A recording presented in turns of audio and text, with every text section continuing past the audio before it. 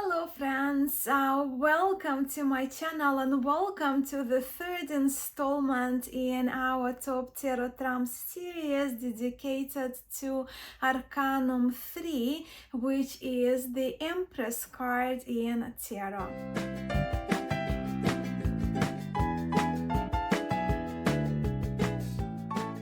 When it comes to interpreting trumps and when it comes to interpreting the Empress card in my tarot readings, it all comes down to me to the functions that the Empress plays, right? The roles of her as an Empress.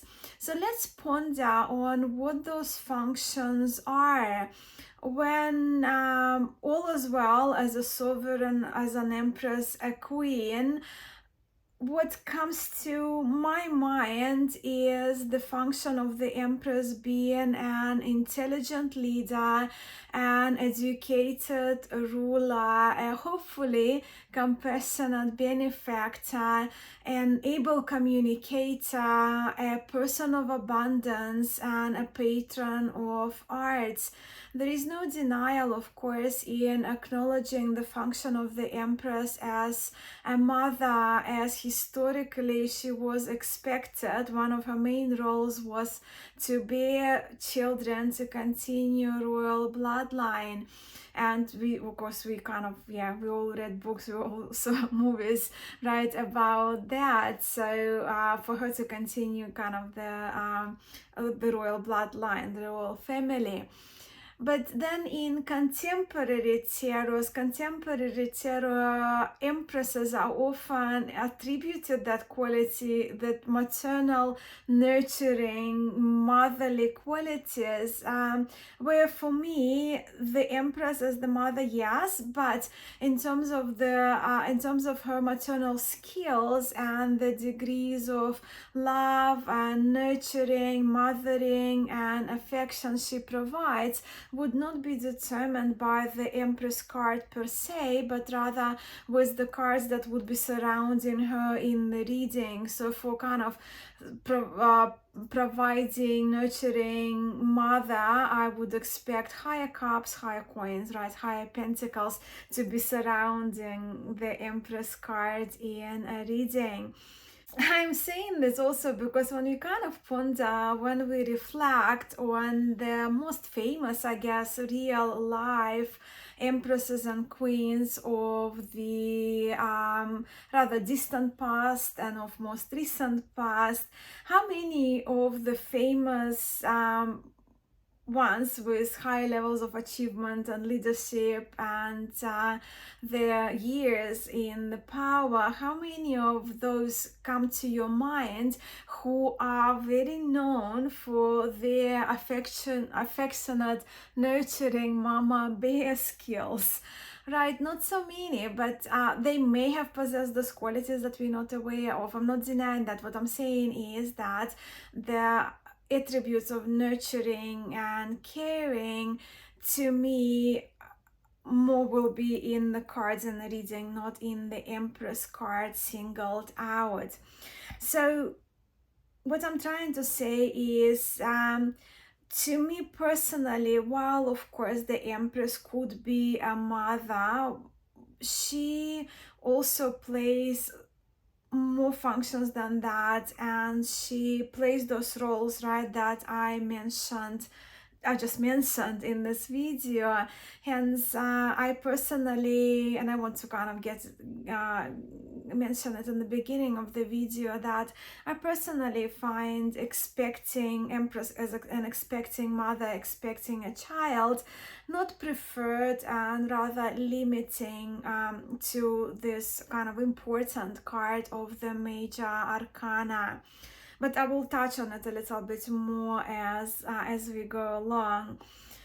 As also we'll see in a moment, was quite interesting to observe that more or less visually the depiction of the Empress hasn't really changed much from the 15th century up to the kind of 20th century, right? And only towards the later 20th century and now in contemporary decks we see that shift in the depiction of the Empress.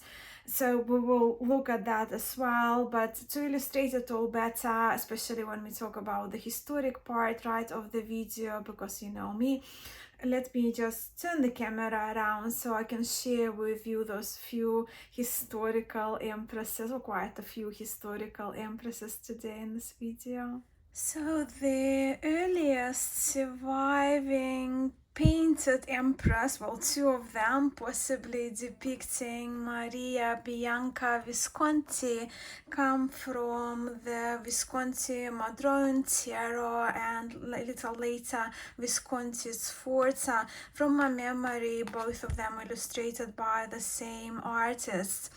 And even in these earliest cards, we recognize the empress of the contemporary tarot, because these two cards look so familiar with this imperial eagle, well, in this occasion reference to the Roman Empire, being depicted in the cards with the empress holding her ruling scepter, suggesting of her being the ruler. These cards are shiny. I'm making video in the evening. But these two cards, as we can see, these two empresses are almost identical in their depictions, with only visible changes. We see in the dress, which is a little more floral in Visconti Madrone, and we do see the addition of the triple ring here, triple ring pattern, what was added to reference the Sforza family.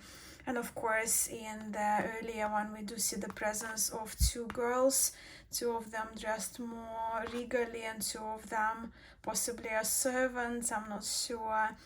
Of course, here the empress, she is wearing the green gloves, where in here her hands to be well, she doesn't have anything on her hands. So yeah, these ones are two earliest empress cards from the illuminated tarots. And here we are with a little later, but still 15th century woodblock style cards from the Budapest and Rosenwald sheets. So not well, I mean, in our modern deck cartiers, they allowed us to have them as cards, but they came only as sheets. So what do we see here?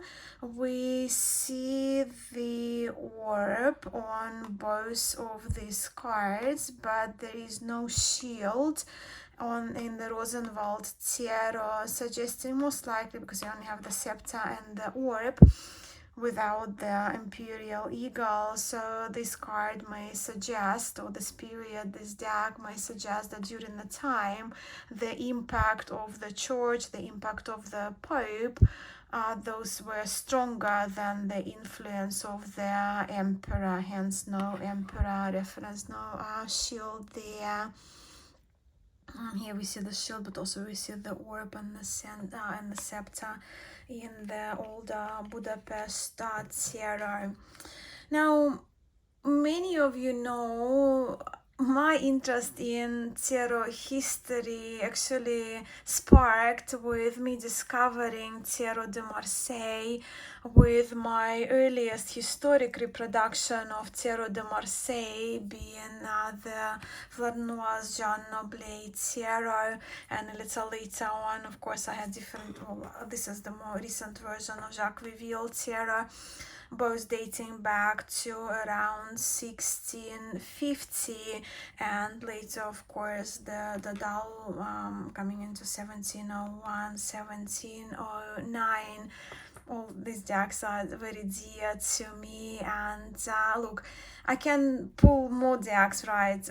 but I think these three are enough to demonstrate how the particular pattern of the Empress having the eagle shield and a scepter with the orb and the cross on top, right? How this has become an iconic pattern that pretty much lasted from from there, if you kind of look at the depictions, right, from the 15th century, then 17th century, all the way almost pretty unchanged into the 20th century.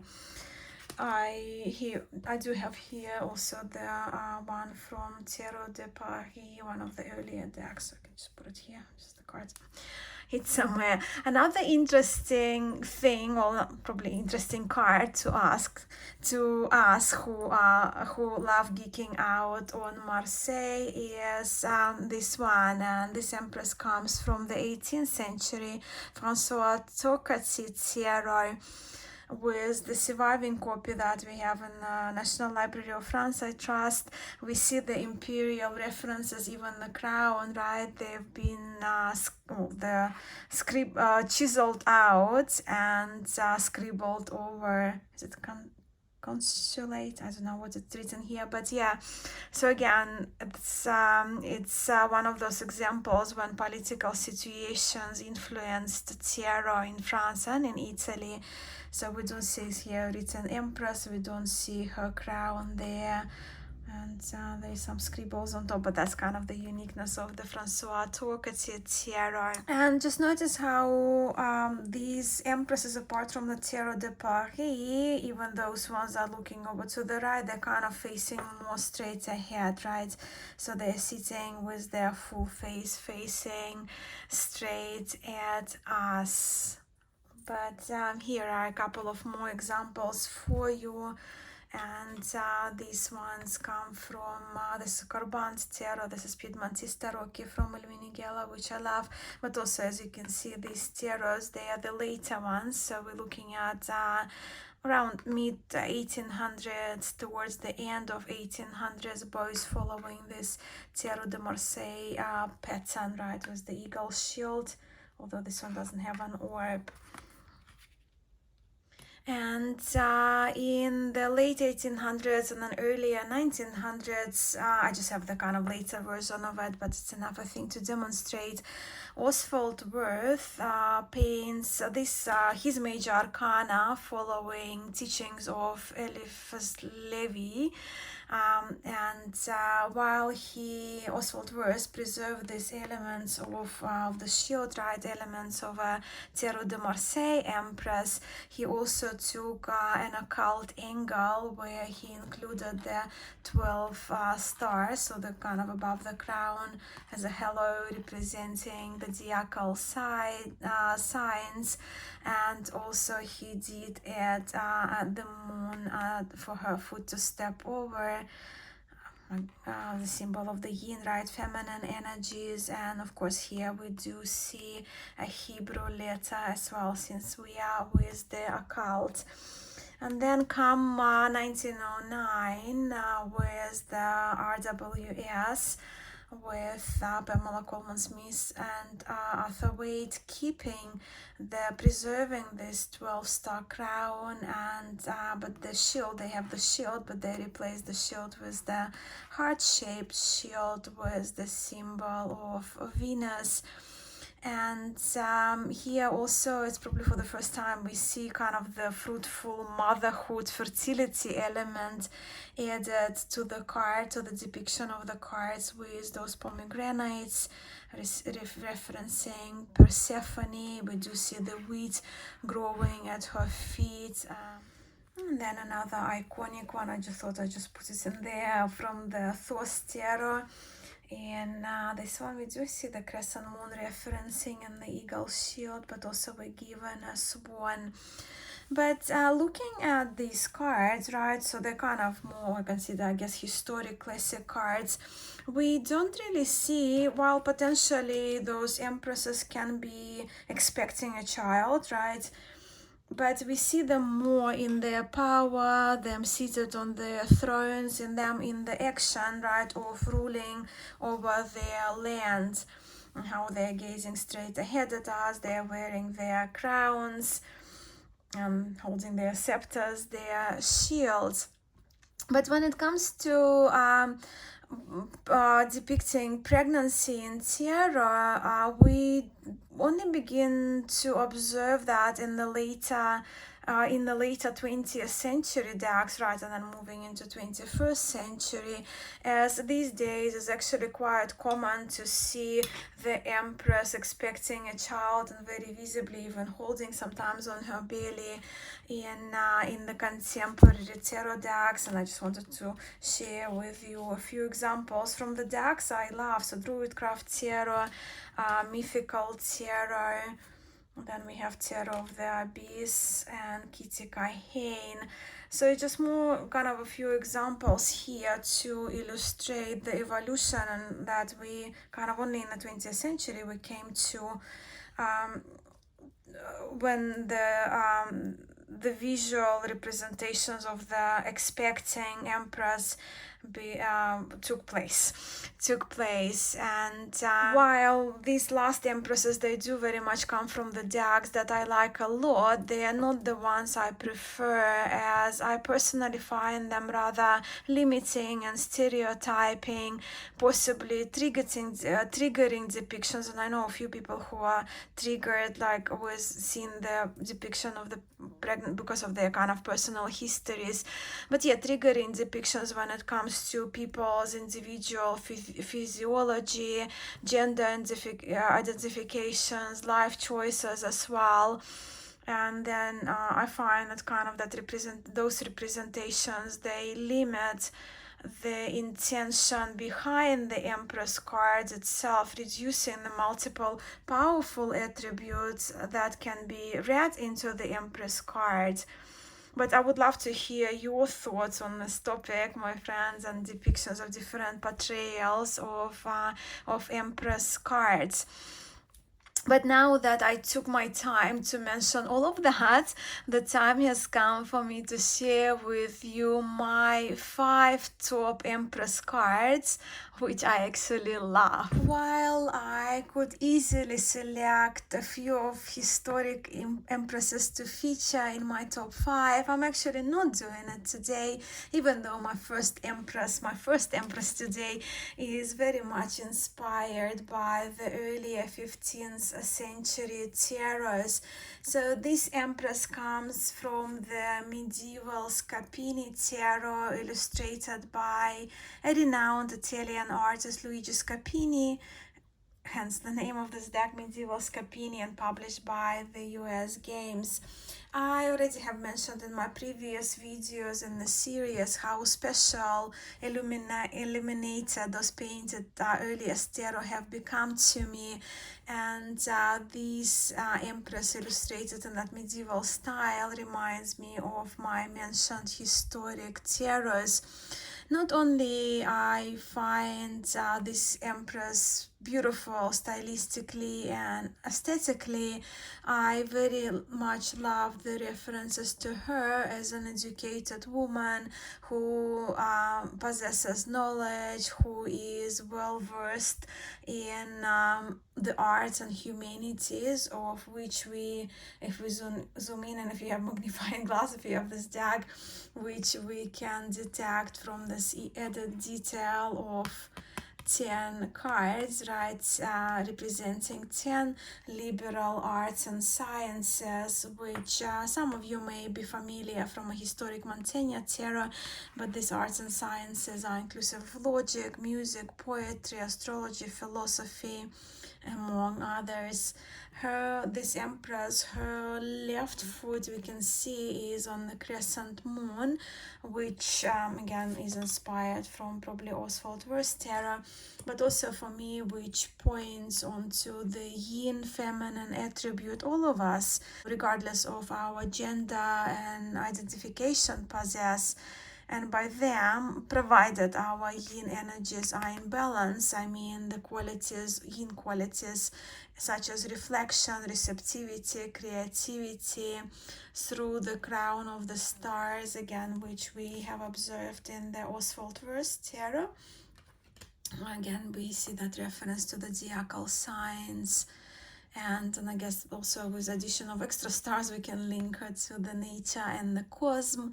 So yeah, I like this Empress conceptually, and I find this card not only beautiful but also fitting my aesthetic, along with giving me enough tradition through her holding onto that shield with the eagle on it and her ruling scepter. Which brings me to my second Empowered Empress card, and this Empress comes from Marco Benedetti's Tarocchi, this tarot in which Marco Benedetti pays homage to Visconti tarot. Now, this tarot is one of the most special decks in my collection. It was handmade by Marco Benedetti for me, and the additional gold and silver foiling here in this print adds to, dare I say, empressy lusciousness to this tarot, which has become one of my favorite decks to reach for, not only for my readings, but also for referencing in my tarot studies.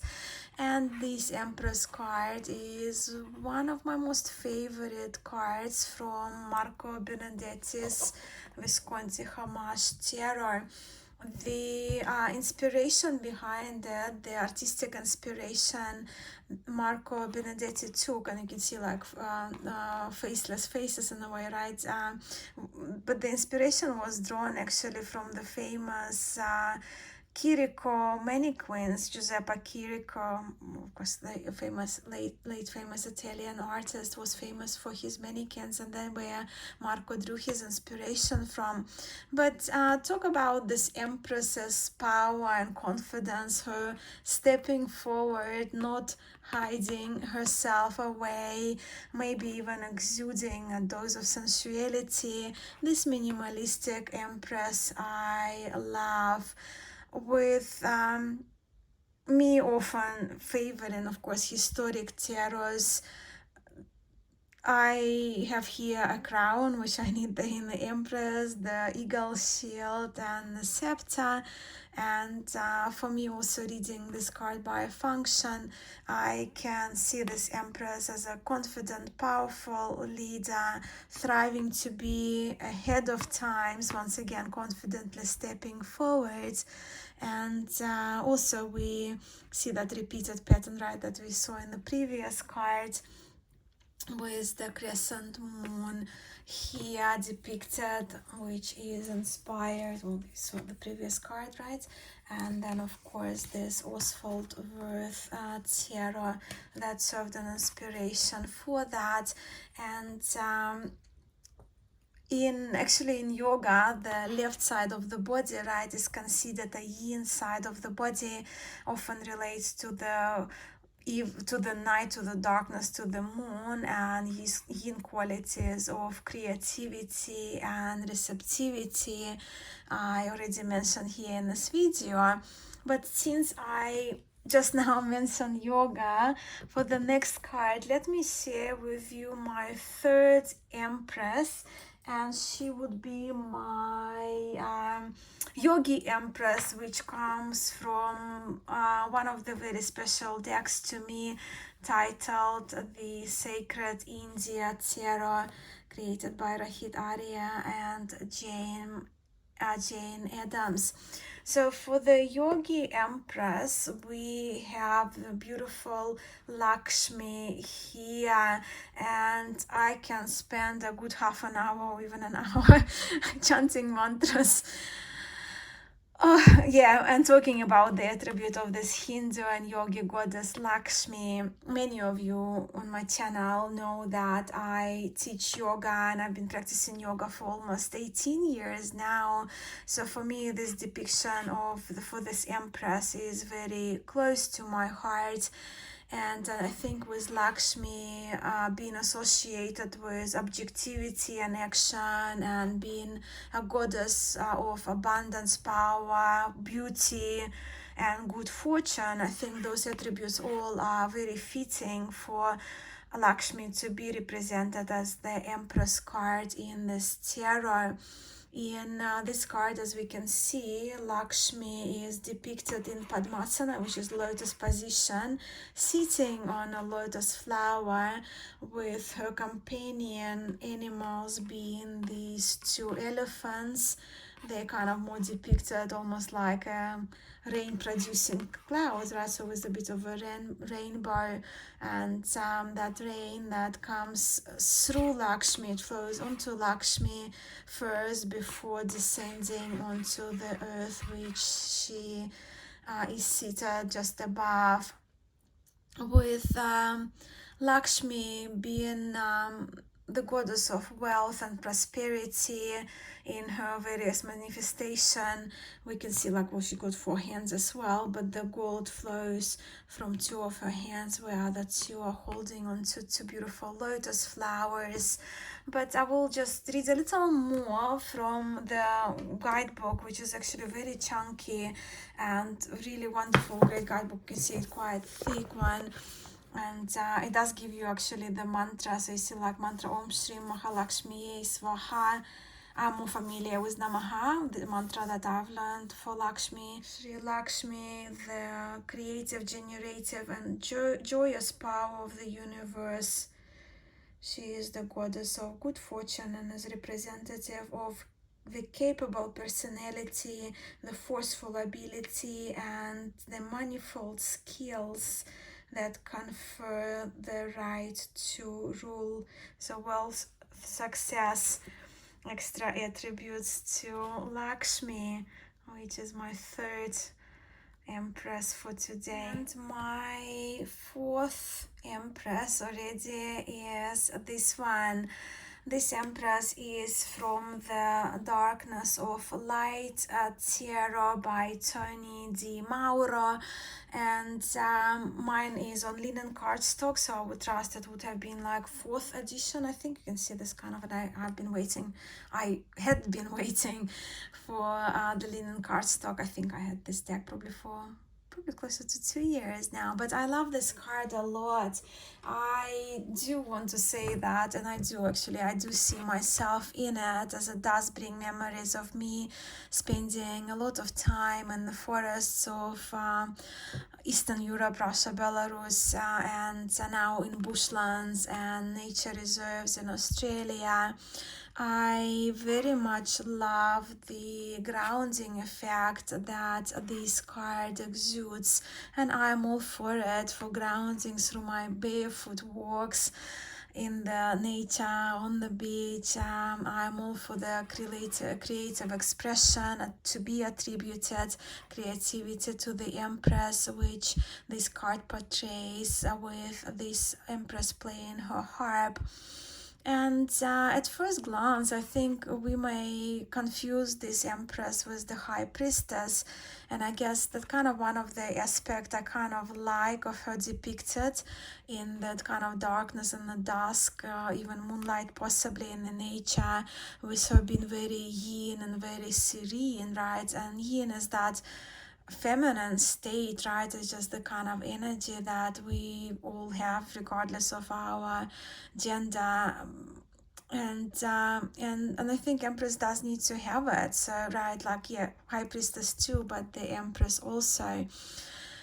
And I also can relate to this Empress with her looking like she's more introverted, that we may see in other iterations, right, of this Arcanum 3 by other deck creators. Yet, yeah, she is kind of, well, she's depicted alone on this card, right? So, but she is not solitary in this forest. She is surrounded by the abundance of nature. She has the audience of the birds.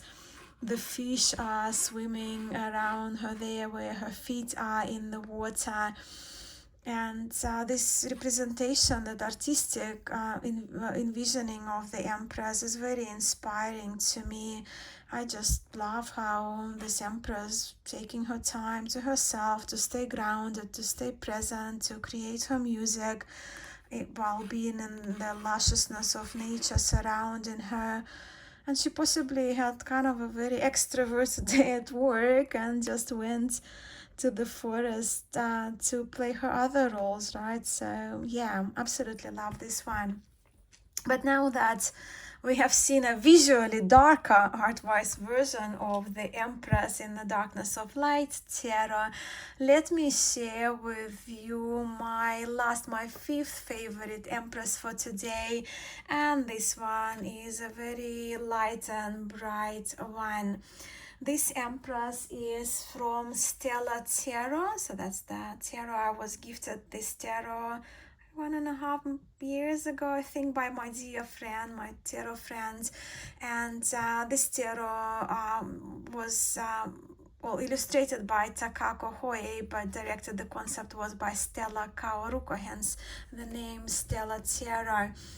But yes, look how bright this Empress is. I absolutely love seeing her dressed in this magnificent pink gown and surrounded by pink cherry blossoms that make me, all of it makes me very happy. And on this occasion, I also link these shades of the pink to the previously featured goddess Lakshmi, especially that we see in here that this Empress from Stella Tarot, her scepter is topped by a pink lotus flower. And the body language of this Empress also played the role in her entering my top 5 list. Just have a look how she is in that position of authority indicated by a scepter that she is firmly holding, yet it's the top of the scepter is a lotus, but she's holding that scepter with great poise and confidence, and she's using her other hand, which happens to be her receptive left hand. She is using it in a gesture of welcoming and inviting. Again, the qualities that I like, that kind of compassionate leadership, right? Confidence with empathy that I easily can see this Empress to portray. And these are my current top 5 inspiring and empowered Empresses. I already am so curious and look forward to seeing your favorite Empresses, and even more so, I am very curious to hear about how you see the Empress card, how you interpret the Empress card in your readings, and how you prefer your Empresses to be depicted visually and aesthetically. I have said it before and I will say it again. I've been enjoying so much watching your video responses to Top Tarot Trumps tag. I'm so grateful to you, for those of you who participate either through VRs, through the comments on Instagram. I've been really enjoying. I've been a little couple of days late because I had a dental emergency, which wasn't pleasant, but you don't need to hear about that. But once I begin to upload this video, I'll get back to that, to watching a couple of VRs that I'm behind and sharing a few posts on Instagram, so I will get to that. Thank you so much for watching this installment today. Sending much love to you all, and I'll see you in the next one very soon.